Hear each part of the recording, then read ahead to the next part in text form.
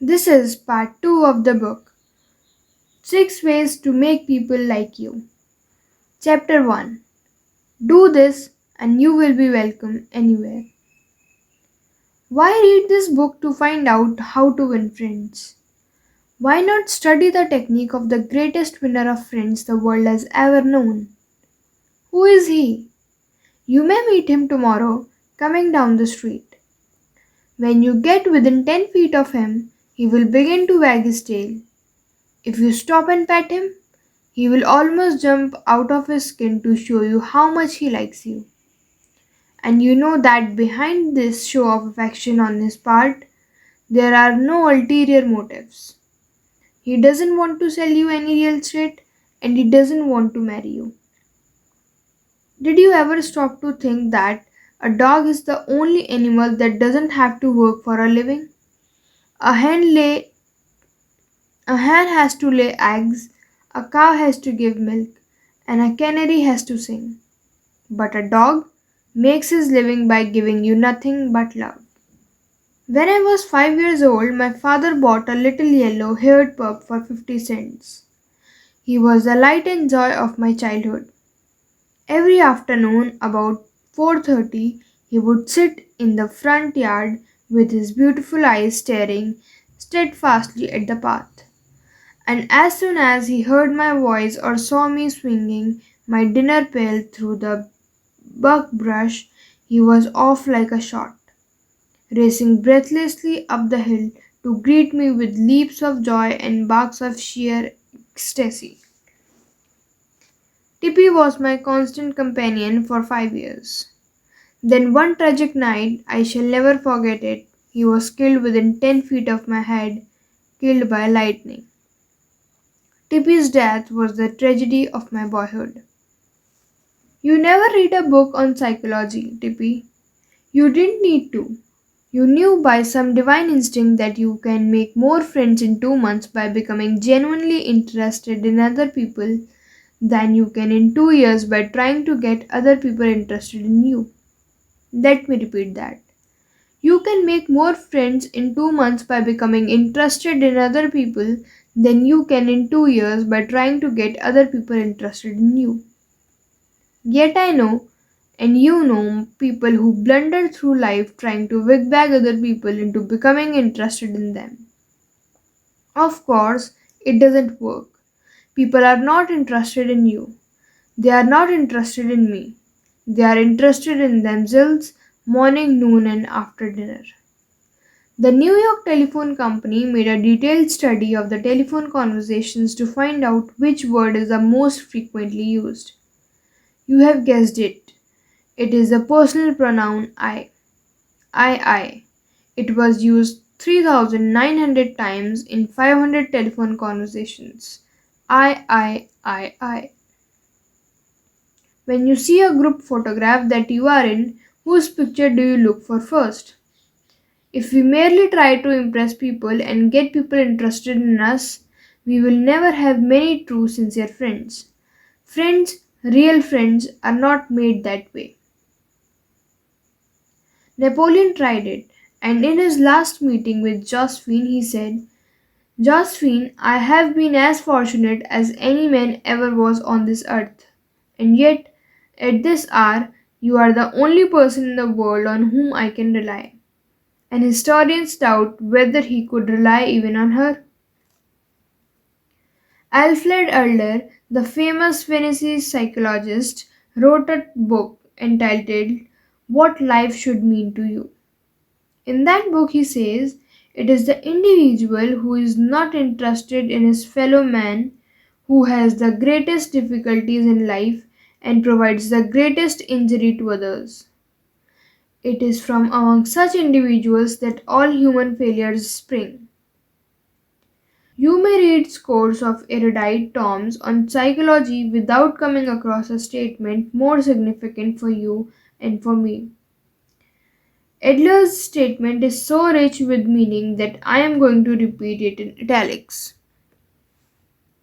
It is the individual who is not interested in his fellow men who has the greatest difficulties in life and provide the greatest injury to others. It is from among such individuals that all human failures spring. I once took a course in short story writing at New York University, and during that course, the editor of a leading magazine talked to our class. He said he could pick up any one of the dozens of stories that drifted across his desk every day, and after reading a few paragraphs, he could feel whether or not the author liked people. If the author doesn't like people, he said, people won't like his or her stories. This hard boiled editor stopped twice in the course of his talk on fiction writing and apologized for preaching a sermon. I am telling you, he said, the same things your preacher would tell you. But remember, you have to be interested in people if you want to be a successful writer of stories. If that is true of writing fiction, you can be sure it is true of dealing with people face to face. I spent an evening in the dressing room of Howard Thurston. The last time he appeared on Broadway, Thurston was the acknowledged dean of magicians. For 40 years, he had traveled all over the world, time and again creating illusions, mystifying audiences, and making people gasp with astonishment. More than 16 million people had paid admission to his show, and he had made almost $2 million in profit. I asked Mr. Thurston to tell me the secret of his success.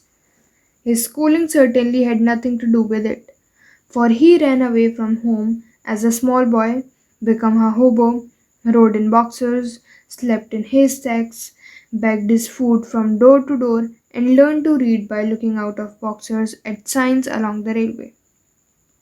Did he have a superior knowledge of magic? No. He told me hundreds of books had been written about lizard men, and scores of people knew as much about it as he did. But he had two things that the other people didn't have. First, he had the ability to put his personality across the footlights. He was a master showman. He knew human nature. Everything he did, every gesture, every intonation of his voice, every lifting of an eyebrow had been carefully rehearsed in advance, and his actions were timed to split seconds. But in addition to that, Thurston had a genuine interest in people. He told me that many magicians would look at the audience and say to themselves, well, there is a bunch of suckers out there, a bunch of hicks. I will fool them all right. But Thurston's method was totally different. He told me that every time he went on stage, he said to himself, I am grateful because these people come to see me. They make it possible for me to make my living in a very agreeable way. I am going to give them the very best I possibly can. He declared he never stepped in front of the foothills without first saying to himself over and over, I love my audience. I love my audience. Ridiculous? Absurd? You are privileged to think anything you like. I am merely passing it on to you. Without comment, a recipe used by one of the most famous magicians of all time. George Dyke of North Warren, Pennsylvania, was forced to retire from his service station business after 30 years when a new highway was constructed over the site of his station. It wasn't long before the idle days of retirement began to bore him, so he started filling in his time trying to play music on his old fiddle. Soon he was traveling the area to listen to music and talk with many of the accomplished fiddlers. In his humble and friendly way, he became generally interested in learning the background and interest of every musician he met. Although he was not a great fiddler himself, he made many friends in his pursuit.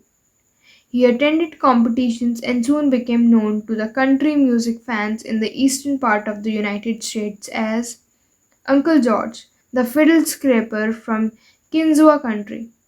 When he heard Uncle George, he was 72 and enjoying every minute of his life.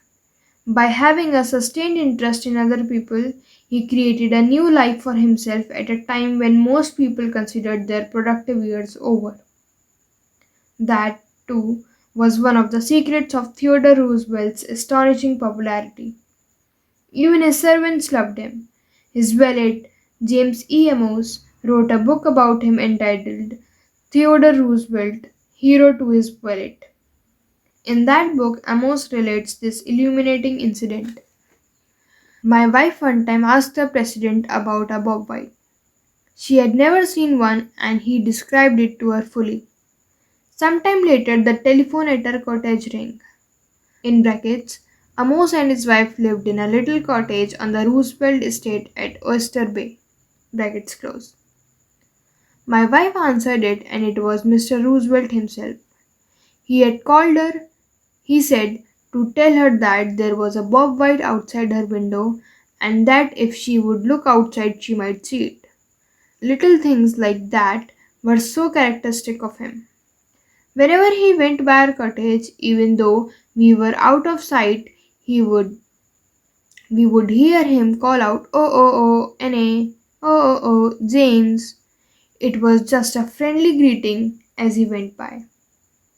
How could employees keep from liking a man like that? How could anyone keep from liking him?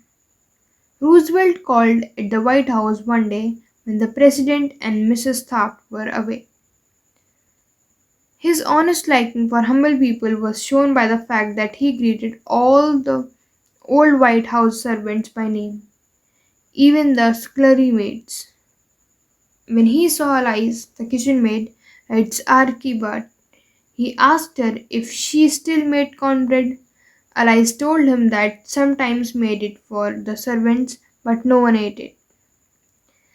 They show bad taste, Roosevelt boomed, and I will tell the president so when I see him. Alice brought a piece to him on a plate, and he went over to the office eating it, as he went and greeting gardeners and laborers as he passed. He addressed each person just as he had addressed them in the past.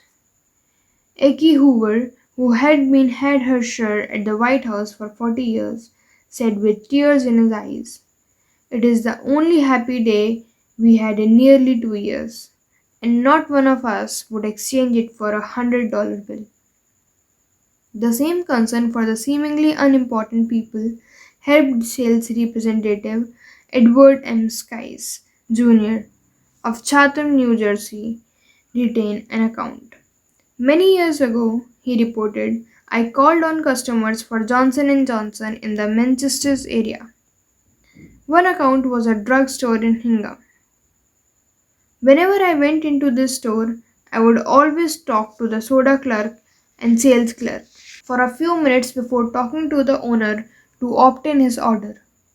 One day I went up to the owner of the store and he told me to leave as he was not interested in buying J&J products anymore because he felt they were concentrating their activities on food and discount stores to the detriment of the small drugstore. I left with my tail between my legs and drove around the town for several hours. Finally, I decided to go back and try at least to explain our position to the owner of the store. When I returned, I walked in and, as usual, said hello to the soda clerk and sales clerk. When I walked up to the owner, he smiled at me and welcomed me back. He then gave me double the usual order. I looked at him with surprise and asked him what had happened since my visit only a few hours earlier. He pointed to the young man at the soda fountain and said that after I had left, the boy had come over and said that I was one of the few salespeople that called on the store that even bothered to say hello to him and to others in store. He told the owner that if any salesperson deserved his business, it was I. The owner agreed and remained a loyal customer. I never forgot that to be genuinely interested in other people is the most important quality for a salesperson to possess for any person, for that matter. I have discovered from personal experience that one can win the attention and time and cooperation of even the most sought after people by becoming genuinely interested in them. Let me illustrate. Years ago, I conducted a course in fiction writing at the Brooklyn Institute of Arts and Science, and we wanted such distinguished and busy authors as Kathleen Norris, Fanny Hurst, Edith Harbaugh, Albert Payson Terhune, and Rupert Hughes to come to Brooklyn and give us the benefit of their experience. So we wrote them. saying we admired their work and were deeply interested in getting their advice and learning the secrets of their success. Each of these letters was signed by about 150 students. We said we realized that these authors were busy, too busy to prepare a lecture. So we enclosed a list of questions for them to answer about themselves and their method of work. They liked that. Who wouldn't like it? So they left their homes and traveled to Brooklyn to give us a helping hand. By using the same method, I persuaded Lacey M. Shaw, Secretary of Treasury in Theodore Roosevelt's cabinet, George W. Wickersham, Attorney General in Taft's cabinet, William Jennings Bryan, Franklin D. Roosevelt, and many other prominent men to come to talk to students of my courses in public speaking. All of us, be workers in a factory, clerks in an office, or even a king upon his throne. All of us like people who admire us. Take the German Kaiser, for example.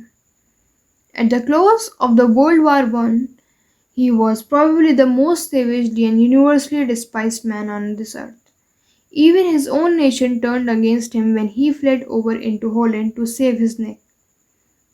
The hatred against him was so intense that millions of people would have loved to tear him limb from limb or burn him at the stake.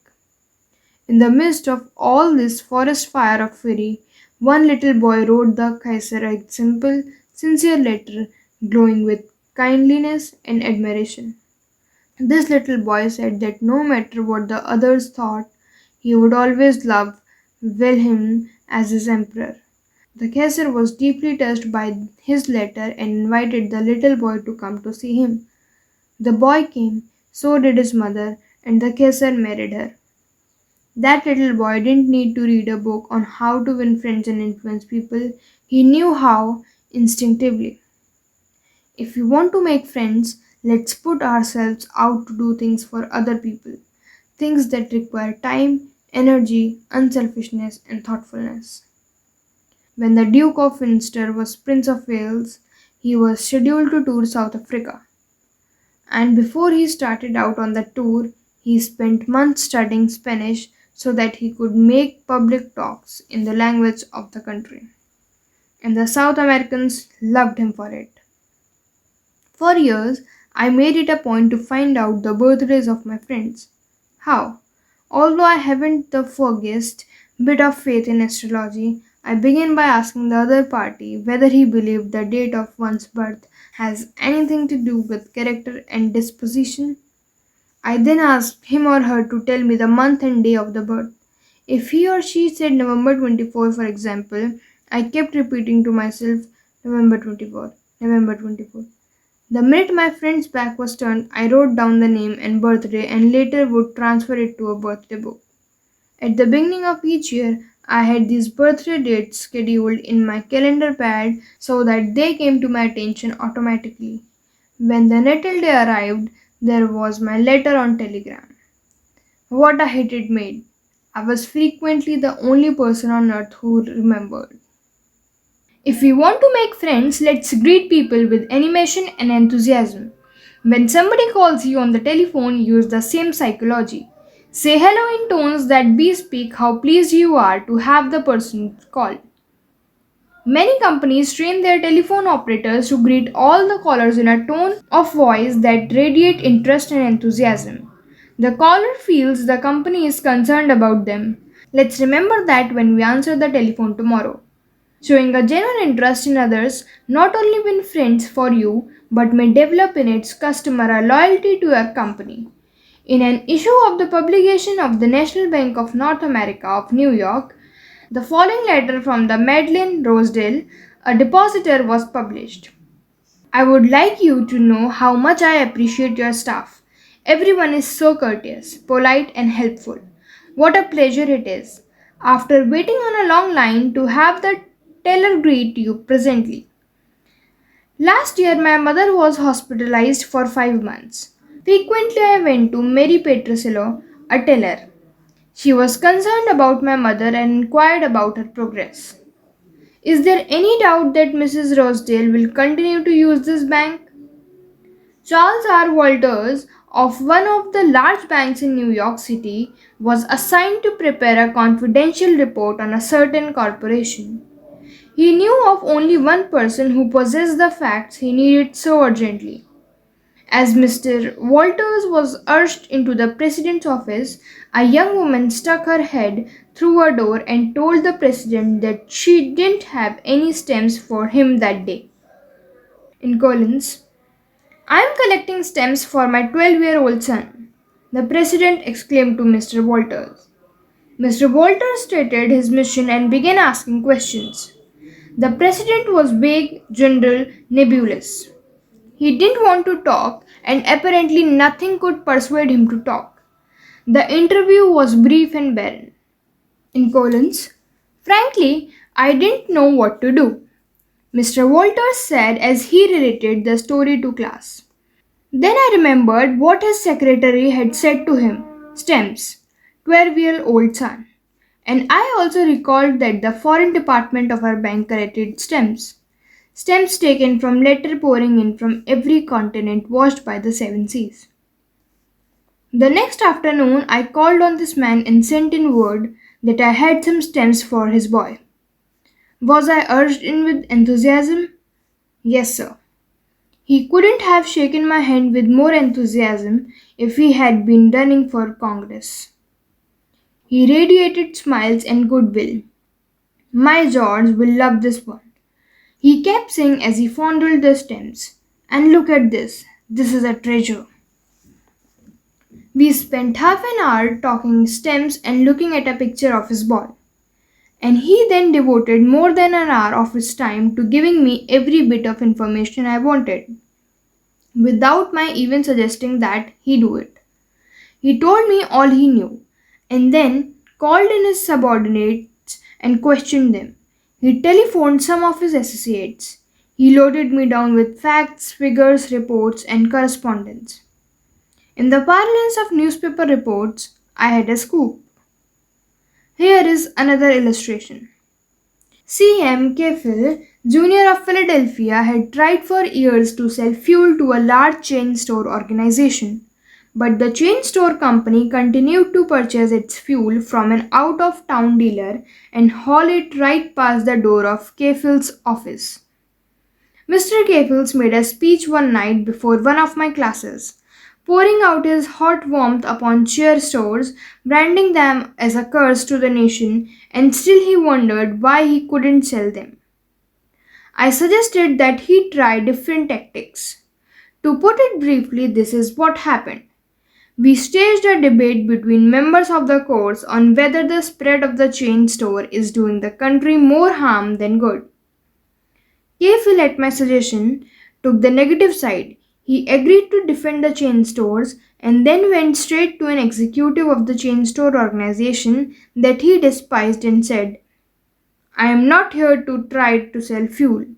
I have come to ask you, do me a favor. He then told about his debate and said, I have come to you for help because I can't think of anyone else who would be more capable of giving me the facts I want. I am anxious to win this debate, and I'll deeply appreciate whatever help you can give me. Here is the rest of the story in Mr. Cafill's own words. I had asked this man for precisely 1 minute of his time. It was with that understanding that he consented to see me. After I had stated my case, he motioned me to a chair and talked to me for exactly 1 hour and 47 minutes. He called in another executive who had written a book on chain stores. He wrote to the National Chain Store Association and secured for me a copy of a debate on the subject. He feels that the chain store is rendering a real service to humanity. He is proud of what he is doing for hundreds of communities. His eyes fairly glowed as he talked, and I must confess that he opened my eyes to things I had never even dreamed of. He changed my whole mental attitude. As I was leaving, he walked with me to the door, put his arm around my shoulder, wished me well in my debate, and asked me to stop in and see him again and let him know how I made out. The last words he said to me were, Please see me again later in the spring.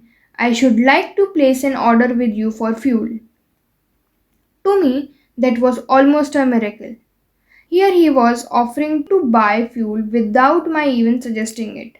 I had made more headway in 2 hours by becoming genuinely interested in him and his problems than I could have made in 10 years trying to get him interested in me and my product. You didn't discover a new truth, Mr. Kefil. For a long time ago, 100 years before Christ was born, a famous old Roman poet, Publius Cyrus, remarked, "We are interested in others when they are interested in us." A show of interest, as with every other principle of human relation, must be sincere. It must pay off not only for the person showing the interest, but for the person receiving the attention. It is a two-way street, both parties benefit. Martin Ginsburg, who took our course in Long Island, New York, reported how the special interest a nurse took in him profoundly affected his life. It was Thanksgiving Day and I was 10 years old. I was in a welfare ward of a city hospital and was scheduled to undergo major orthopedic surgery the next day. I knew that I could only look forward to months of confinement, convulsions, and pain. My father was dead, my mother and I lived alone in a small apartment, and we were on welfare. My mother was unable to visit me that day. As the day went on, I became overwhelmed with the feeling of loneliness, despair, and fear. I knew my mother was home alone, worrying about me, not having anyone to be with, not having anyone to eat with, and not even having enough money to afford a Thanksgiving Day dinner. The tears welled up in my eyes, and I stuck my head under the pillow and pulled the covers over it. I cried silently, but oh, so bitterly, so much that my body wrecked with pain. A young student nurse heard my sobbing and came over to me. She took the covers off my face and started wiping my ears. She told me how lonely she was having to work that day and not being able to be with her family. She asked me whether I would have dinner with her. She brought 2 trays of food, sliced turkey, mashed potatoes, cranberry sauce, and ice cream for dessert. She talked to me and tried to calm my fears. Even though she was scheduled to go off duty at 4 p.m., she stayed on her own time until almost 11 p.m. She played games with me, talked to me, and stayed with me until I finally fell asleep. Many Thanksgivings have come and gone since I was 10, but one never passes without me remembering that particular one and my feeling of frustration, fear, loneliness, and warmth and tenderness of stranger that somehow made it all bearable. If you want others to like you, if you want to develop real friendships, if you want to help others at the same time as you help yourself, keep this principle in mind. Become genuinely interested in other people. That's the ending of the first chapter from the second part of the book.